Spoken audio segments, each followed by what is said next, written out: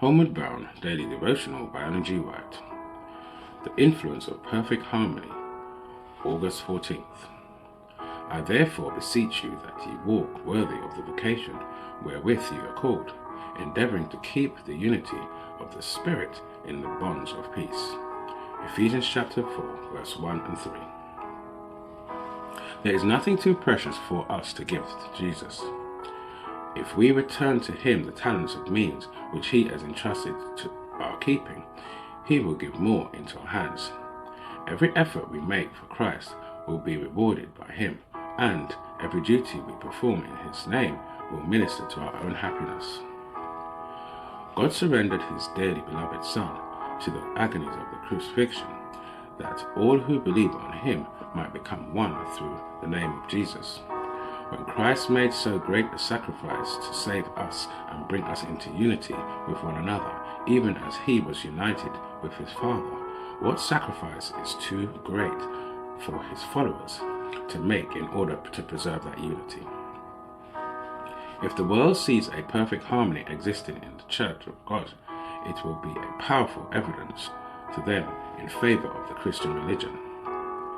Dissension, unhappy differences, and petty church trials dishonor our Redeemer. All these may be avoided if self is surrendered to God and the followers of Jesus obey the voice of the church. Unbelief suggests that individual independence increases our importance, that it is weak to yield our own ideas of what is right and proper to the verdict of the church.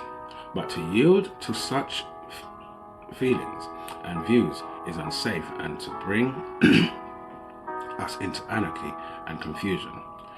Christ saw that unity and Christian fellowship were necessary to the cause of God. Therefore, he enjoined it to his disciples. And the history of Christianity from that time until now proves conclusively that in unity only is there strength. Let individual judgment submit to the authority of the church. The apostle felt the necessity of strict unity, and they labored earnestly to this end. Paul exhorts his brethren in these words, Now I beseech you, brethren, by the name of our Lord Jesus, that ye all speak the same things, and that there be no division among you, but that ye be perfectly joined together in the same mind and same judgment. He also wrote to the Philippians, If there be therefore any consolation in Christ, if any comfort of love, if any fellowship of the Spirit, if any bowels and mercy, fulfill ye my joy, that ye may be like-minded, having the same love, being of one accord and of one mind.